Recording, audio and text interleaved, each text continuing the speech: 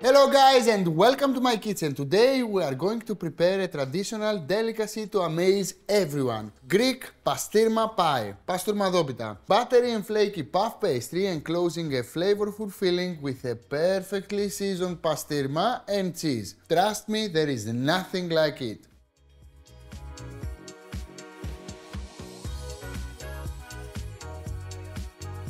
Let's begin. Are you ready? Okay, so I need a chopping board and look how easy this recipe is. First of all, we need 2 tomatoes. Nice, ores, ripe tomatoes. I will cut them in half this way and I will take a bowl and I will squeeze all the seeds and the excess water from the tomatoes because we don't want the juice from the tomatoes because the puff pastry will become soggy and this is something we don't want. Look at this. Easy, it's easy. Should I throw that to the bin, Lakis? No. Why? Because we can make Bravo, a tomato sauce is better than a paste. But anyway, so I will keep the flesh from the tomatoes and what I'm about to do, Lakis, I am about to chop them, okay? So chop the tomatoes, okay? And I'm just informing you that in Greece, we are making pastirma pie all the time. Even the taverns and the restaurant have this recipe because we love it. So I will add my tomatoes into the bowl. And the next ingredient is cheese. You can use any white melted cheese you want. In this case, I'm using kaseri. You will not find it because it's a Greek one. But you can use any Gruyere cheese you like, okay? So I will add my cheese in.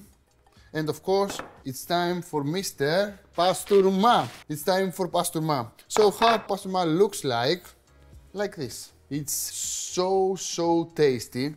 And even a single slice is enough for a sandwich. So that's why I'm stingy and I will put this amount of pastourma because actually this cold cut is highly dense with flavor, okay? There are lots of spices inside. The most common spice is tsimeni. I don't know how we call it that in English. It's so flavorful and we use it a lot. Now, I will cut my pastourma. And this is it. And with this amount of cold cut, actually we will give character to a whole pie. That's why I love this ingredient, because you don't need a lot of ingredients. Just pastourma, a little bit of cheese, tomato and some herbs, and finito. We are about to go inside the oven. I have some mint here and some parsley, because I want some freshness. So I will chop them. Lovely. When you making this pie and you baking inside the oven, trust me, the whole neighborhood will know because it's so characteristic, the aroma and the flavor, that everybody will ask you, what are you doing? Because it smells so nice. And what will be the answer, my friend Lakis? No, Akis recipe, okay? Now, it's time for the oven. And the news are very good because I have a parchment, I have a baking pan here, and I have also 2 puff pastries. I need puff pastry. 2.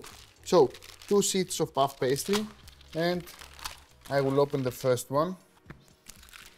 And I'm almost done with my stuffing.